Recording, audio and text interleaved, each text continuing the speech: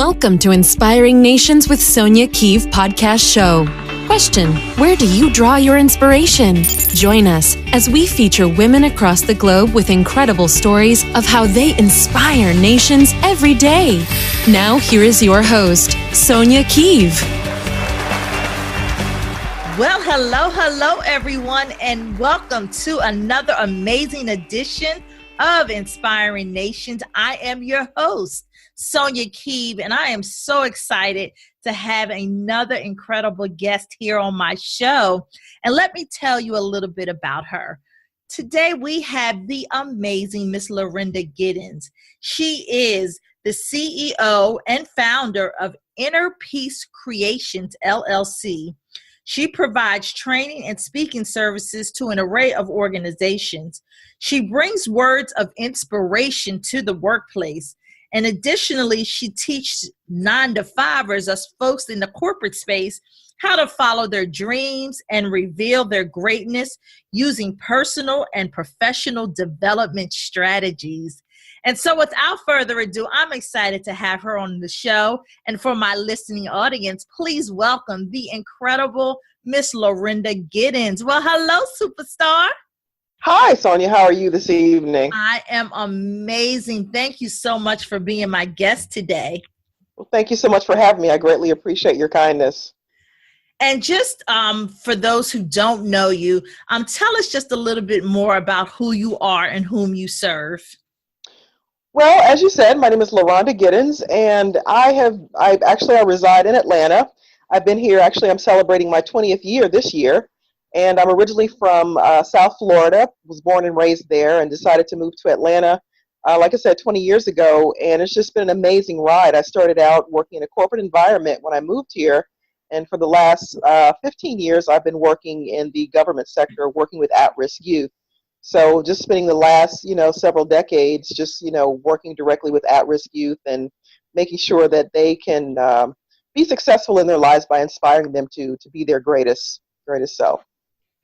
And, and moving from Florida to Atlanta, I know a lot of people love Florida because they definitely want the sun. But it's funny, like, what made you move to Atlanta for the job? Yeah, actually I did. I came to Atlanta on a business trip, and I literally just fell in love with Atlanta. We went out to dinner that evening. We took some clients out to dinner, and we were in a small city called Dunwoody. And I literally just fell in love with the city because it reminded me so much of home, because I've always lived in the suburbs. Okay. It's a nice suburban area. So there was just something about it that really appealed to me. And Atlanta was just one of the places that was, it was just hopping. It had a vibe to it and a really great energy. And it was just some place that I felt I needed to be. And I didn't know anyone here. I literally, when I came back home off the trip, back then, 20 years ago, you could look through the newspaper in the classified ads on Sunday and, literally look for jobs. Now everything you find it online. But at that time, that Sunday I went home and grabbed a newspaper that Sunday and was flipping through the pages and actually saw a position in there that was closely related to what I was doing. And I said, you know what, I'm going to go ahead and apply for this job. So that Monday morning, I sent my resume out, and by that afternoon, they were calling me, asking me to fly up to Atlanta for an interview. And I said, absolutely, I'll come up. And they flew me up, hotel, travel, everything, interviewed me. And within about a week or two, I had to make a decision if I was going to stay in Atlanta or, come to Atlanta, or if I was going to stay in Florida. And I made the decision to just go ahead and come to Atlanta because I needed a change. So that's really what prompted that move. Awesome. Well, I know that we're going to discuss tonight a wonderful topic called peeling back the layers of your life.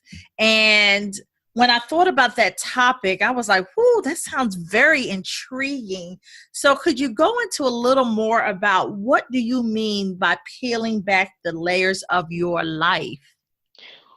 Well, let's go way back. And this is just my interpretation of it. Different people have different interpretations when they hear that. But for me, what it really means is, in my mother's womb, I was having a conversation with God, and I feel that every single person has a purpose. We came here with a purpose. We came here with something that we're supposed to do. Mm-hmm. And I feel like, when some kids, they pop right out of the womb and they get right to the business of doing that purpose and doing what they're supposed to do. But then others of us, we come out and we get covered up with other people's expectations, and we just get covered up in different things. And I feel like layers to me are things like guilt and fear and procrastination and shame, mommy issues, daddy issues, low self-esteem, lack of confidence. And we have all these different layers that cover us up, and we lose sight of that purpose. And I feel like as we, go through our journey in life, we get signs along the way kind of leading us back to that purpose of what was told to us in the womb. And we just ignore it because we know that if we take heed to that, we're going to have to take a different direction in life. We're going to have to take a different course in life. And sometimes we're so comfortable in being in the space that we are. We want change, but we don't know how to make that thing happen. Or we're afraid to. We got all these different reasons why we don't pursue living our best life or living our dreams or living our purpose. But I feel like we're covered up in those layers, and we lose sight of what we're supposed to do. And I just feel like, when I was in my mother's womb, God had a conversation with me, and he told me, when you get to where you're going, I want you to do this specific thing. And I was like, it's like me, little baby having a conversation with God. And that's just something I envision so often. And it's like, we're having this conversation. I'm like, well, what do you want me to do when I get there? And, he said to me, Loronda, you are a teacher, you're a healer, you're a life changer, and I want you to use the power of your words to elevate the consciousness of humanity. That's my purpose. And it wasn't until 2013, 5 years ago, that I rediscovered what that purpose was. So all of this time, literally, I've been peeling those layers of fear and procrastination and self-doubt to get to what I'm supposed to be doing. And I tell you, when you really get to that point of understanding what your purpose is and why you came here, like your life literally just opens up. Yes, it opens up. Yes, it does. And I know for many of my listeners, they all have gone through these transitions. But it's funny, some people don't learn and understand what their purpose is until they go through challenging times. And so when you talk about this peeling of, removing the guilt and the procrastination and the fear, many people don't self-identify that as a layer that is hindering them. So how do you get folks to even take that first step of identifying what are those layers that hinder for you to identify your purpose? Well, for me, you're absolutely right. Sometimes something tragic has to happen in order for you to realize that, hey, there's something different I should be doing with my life. And for me, when I was in grad school in 2012, in my final year of graduate school, I was diagnosed with breast cancer. And that literally changed the trajectory of my life because, in high school, psychology was my high school sweetheart. And so here I am in my final year of graduate studies in forensic psychology, I'm diagnosed with breast cancer.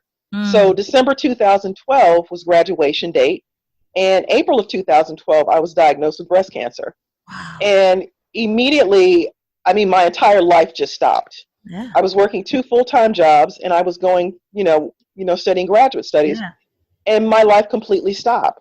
So I really had to make a decision on what I was going to do. And I went to my professor and I told him what was going on.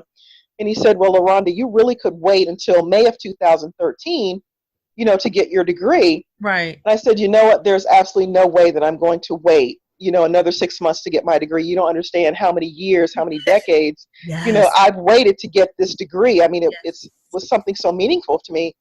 So I immediately started to push. So I had 4 major research papers I had to do. I had 2 presentations I had to present, and I had 2 major surgeries that I had to go through in order to get to graduation date. Yeah. And I just immediately started pushing. After you go through the crying and the, all of that, I never once said, why me though? I never once said that. But I did, just immediately started pushing, and I pushed myself all the way through to December 2012 and walked across that stage. Yes. But after that, after I walked across the stage and got that degree, I had some major expectations of my agency. I had some major expectations because now I had this degree, and I feel like, okay, I can get any job that I want. Mm-hmm. But guess what? That didn't happen. I sent my resume to, the CIA, the FBI. I wanted to go to Washington, D.C. and, the whole nine, and none of that happened. And I said, okay, so I need to just not do anything right now. I said, obviously there's a bigger plan. There's a bigger, something bigger happening here. So I just stopped doing anything. I didn't send out any more resumes, and I just got still. And I listened, and I waited for the answer. And when I got still, I sat and I listened and I waited for the answer. Yeah. I'm telling you, it revealed itself. Oh, yes. I'm over here shouting. I see you.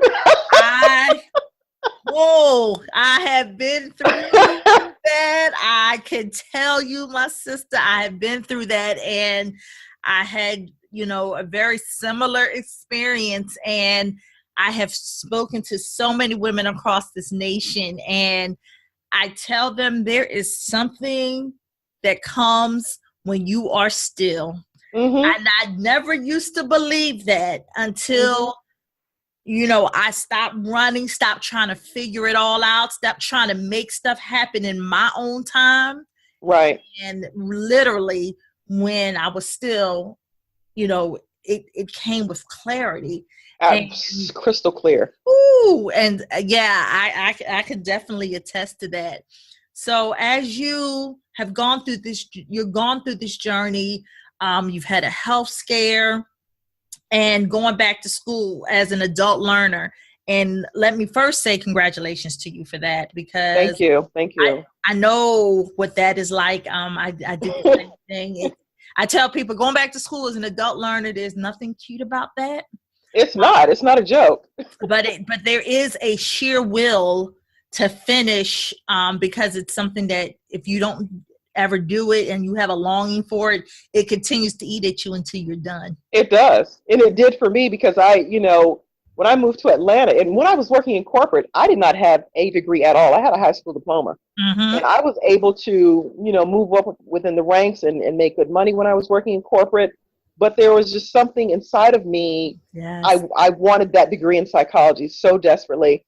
And then once I, went from working in corporate to working in government, the people around me had their bachelor's degrees and their master's degrees. Yes. And I wanted mine. I wanted it. So the people around me inspired me to go back and get that degree. Yes, I love it. And so I know what I read earlier in your bio, that you speak to corporations, and about having this inspiration in the workplace. And so are you having conversations with these audiences about the work-life balance piece, or is it just about them identifying really what their purpose is and how to make that happen for them? It's a combination, because ultimately when I'm talking about your dreams and your aspirations, people get excited. They have things that they want to do. And a lot of this is coming from my own personal experience. Yes. Because, being a business owner, I'm still a 9-to-5er, and I had dreams. I had a dream to finish my degree. I had a dream to write books. I had a dream to do other things, to start a business. So I talk to 9-to-5ers all the time about their dreams. And when they start talking about their dreams, they get excited. But then there's that thing called life that happens. Yes. And they're like, how am I going to pursue this dream, this thing that I really want to do, but life is still happening? How do I balance my work and my family and my dreams? And how do I make all of these things happen? Yes. And you literally, and I was telling the group yesterday, you literally have to dissect your life in a way that you never have before. Think about your life in a way that you never have before. And I tell people all the time, think about what you think about. Like, what are your recurring patterns of thought constantly? Are you having negative thought patterns? Are you telling yourself, I can't do this, or I don't believe in myself? Or what are you saying to yourself? And what are you saying to yourself about your dreams? Do you even believe that you can accomplish your dreams? Yeah. And a lot of people just don't, I always say, if I could wave the magic wand and make your dream life or create your best life, what would that look like? And a lot of people, sometimes they just don't know. They don't know where to start. So then we start to have conversations about, well, what do you daydream about? If you're just sitting at your desk one day, what do you daydream about? What are the things that you daydream about? What are the things that you passionate about? What do you love to do? What are you willing to do for free? What did you love to do when you were a kid? So when I start asking those type of questions, I start to see a smile come on their face. Yeah. And then we start to identify and drill down to those specific things of what they want to do. So once we identify that thing, you know, and then I start to get the but, well, I don't have enough time in my schedule, or I don't have the money to do it, or, you know, all these different things start to pop up. So then I say, let's just wipe the slate clean. Let's just take all of those buts off of the table and just look at your dream. And one guy told me yesterday he wants to be a professional tennis player. I said, okay, well, what is it going to take in order for you to be a professional tennis player? What's one thing that you can do today? And then another person said they wanted to be an artist. Well, what type of artist do you want to be? So just kind of drilling down and being able to identify one specific thing that you can do today to make your dream happen. So the one person that wanted to be an artist, I said, what is the one thing you can do today in order to make that happen? She goes, well, I need to, you know, get my website up and running. Okay, cool. We've identified that. Okay, so what date can you put on that you can have that website done? What tools do you need? Are you going to build the website yourself, or are you going to have someone else build it? Yes. So we have to identify the one thing that you can do that thing well, master it, and then go on to the next thing, because there's always going to be another thing on the list. And you're just literally building on the foundation of what you already have and what you already know. Yes. And I'm glad that you said that, because I know for so many people, we've all done this exercise at some point in our life where we first identified what is that thing we think about all the time. And then we think, okay, what I can do today. But what I find is after they started and they maybe figure out that one thing they could start today, they get into this pattern I see where they've accomplished this one thing, but then they almost get complacent in the step that they mastered, and they never move forward because the excuses come in. And then before you know it, time has gone by and it's no longer something that's really exciting to them. So how do you help someone identify that thing that, you know they're passionate about, but how to actually work it and do it until it becomes a realized dream for you? Because I think that's the difference between successful and non-successful people. It's, absolutely, the successful people do what unsuccessful people won't do. They won't stay consistent. It's like they can get excited. They write all the dreams down. They say, okay, I can start this today. And then it just seems like they just get into this place of complacency, but they haven't moved right or left. They're just still. So how do you help someone move from that place of complacency to really doing it till they realize it's coming true for them? Well, it's really about teaching people how to train their mind like an athlete trains their body. Okay. If you're an athlete, you have to train. You have to train with what you know. I was just in a 2-day intensive 2 weeks ago with Trevor Ott, and Trevor Ott said, you have to train with what you know. If you don't train with what you know, then you're going to be complacent. So it's a constant motion of training yourself and training your mind, training your body, new habits, teaching yourself to practice and learning how to do what successful people do, training yourself with the skills to say, I've got to learn something new here. I've got to come out of my comfort zone and train myself how to be successful. Try different things, try a new habit, whether it's, and I was giving them examples of, you need that inspiration daily. Every single day I look to be inspired by something. And it could be something as simple as, seeing little kids smiling on my timeline. Those things inspire me, or seeing a puppy, or hearing someone on a TED Talk saying something inspirational. You have to feed yourself. If you don't feed yourself, you're going to be complacent. I mean, we're human beings. Life is happening, but you have to find ways of keeping yourself motivated and keeping yourself inspired to keep moving forward. So I give them tools, give them quotes that they can then look at and read and look at, because that's how it happened for me. Constantly looking at quotes and finding ways to stay motivated and inspired. It's something you have to practice. It's not just something okay, well, I've identified this dream. I've done the one thing. Okay, now I'm done. No, you keep going. Yes. You keep going. I love it. And I hope that my listeners, I hope you got that. It is constantly training and practicing until it manifests, because you can get into a place of complacency. So when you go back, do you ever go back and, kind of do a pulse check with some of the folks that you've spoken to see what has been the outcomes? Oh, absolutely. And sometimes the outcome is they finish that one thing. And then sometimes the outcome is they've gone ahead and done the thing that they say they want to do. Like you at some point, you separate yourself from the people who are really doing what they say they're going to do because they're committed. So just giving people the tools and showing them how they can do this thing and how it works for me and how it works for someone else may be totally different. Yeah. So that's the point of having the conversation, to see where those strong points are, to see how people are able to move forward and process information.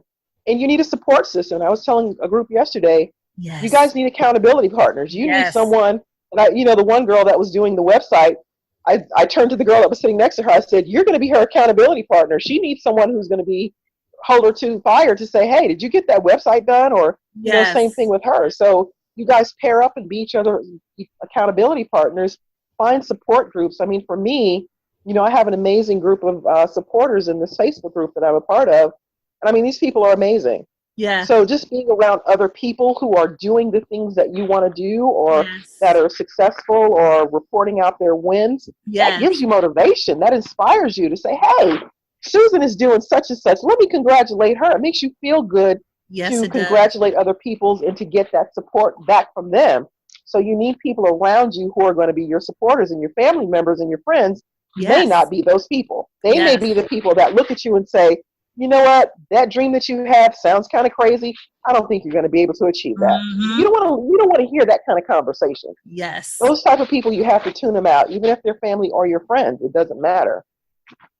And I'm so glad you said accountability, because you need that. You need the inspiration. And when you are around like-minded individuals, it motivates you to want to move into the spaces that you want to be in. And like you've mentioned, Trevor Ott, how do you pronounce his last name?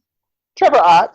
Okay, I had it right. OTTS, Trevor Ott. Yes, and that is an amazing brother. And watching, him grow, I mean, being in that space, it just elevates you to say, I can do what I said I want to do. And so that accountability, you need somebody who's going to put you to the fire to say, did you do what you say you would do? Because it's like, working out. I always think about, when we're ready to lose weight and we're ready to join the gym. And something about if you try to go by yourself, you're going to tell yourself, no, I'm not, I'll go tomorrow. But if you got the girlfriend calling you saying, hey, meet me at the gym, you're like, oh, now I got to go. Exactly. She's going, so now I can't let her down. So it's going to be like, all right, let me put my shoes on. I'll be there. Exactly. I mean, you have to do that. You need that. And, the other to that, too, that's really important is you need mentors. And you also need to invest in yourself, invest in your business by going to conferences and, getting a one-on-one coach, or, enrolling in, whatever it is that you need to do in order to get to your next level of greatness in your business, and as well as personal. You need that education as well. So, I mean, it's not just one thing that you're doing. There's several things that you have to do, sometimes simultaneously, to kind of keep that forward motion happening. And and so just as we're talking about peeling back the layers, as you are looking to get into these entrepreneur spaces, peeling back that layers is just what you just said. Find yourself, once you've identified, what you really are passionate about and want to really pursue, find yourself a mentor. That's one layer. Then start attending conferences so you can get the knowledge. Invest in yourself by investing in your business, whether that means, getting that coach, getting those classes, getting the education, and then continually working it, like you said, simultaneously. Absolutely. That will eventually get you to the place you said you wanted when they sat down with you and said, this is what I daydream about. Exactly. I love it. And networking is key also. Yes. And I mean, not just networking to be out there to say you're networking and shoving your business card in people's faces. No. We're talking building relationships and being strategic about the places where you network. Absolutely. And I hope you heard that. Being strategic, not just going to a conference just because, but is it really aligning to the goals that you have set for yourself? Because you could be in a room and get information that has nothing to do with what you were trying to build for yourself, whether it's professionally or personally. Exactly. I love it. And I just want to say, kudos to you for all of the work that you're doing, because it's needed, especially for those who still have a 9-to-5 and they're still building their side hustle.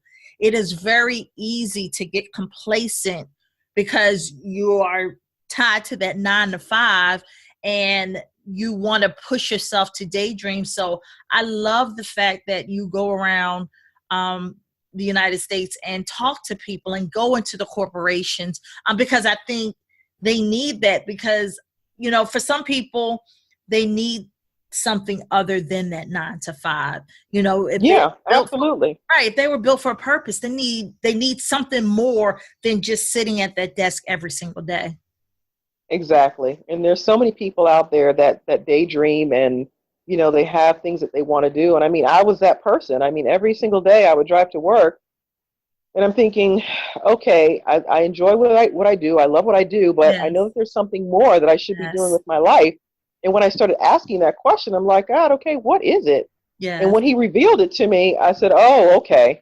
So now my dream is literally to fly around the world on a private jet, inspiring people to live their best life and to create the life that they want. That's my dream. I don't know how the jet's going to show up. Sonya, I don't care how it's going to show up. That's not my responsibility. Right. But I know it's going to show up. And I think that's what people get so caught up in. Yeah. They have the big dream, but they're like, how am I going to make this thing happen? I don't ever wonder how the jet is going to show up. I just know that it's going to show up. That's right. That's Period. Right. I love it. I love it. And so for those who want to get in touch with you and want to know how to connect with you, how can they do that? They can find me at LorondaCgiddens.com. That's LorondaCgiddens. Or you can find me on my Instagram or Facebook at Inspired, 2, and then Peel, Inspire to Peel. And you can find me on social media. Awesome. And those are some very easy connection points. So what is next for Miss Loronda? What is next on your agenda? A vacation. Seriously, the last 30 days alone, I've done a video shoot for a new women's empowerment brand called Womanly Shit. And we did a video shoot, photo shoot. I've done podcasts and TV and radio just in the last 30 days. So a vacation is what's coming next. And let me tell you, having a vacation, we need that, because sometimes you definitely need to just have a moment of rest. Absolutely. Yeah. Well, before I let you go, I just have a couple of questions that I want to ask you. I always do this with all of my guests. I'm going to give you 3 words, and I want you to tell me the first thing that comes to mind when you hear it. Okay. The first word is faith. God. Love. Complicated. I love it. I was watching Love Is last night on TV with Oprah, and I just love it. So complex. Yes. And the last word is inspiration. Inspiration. Me, Loronda C. Giddens.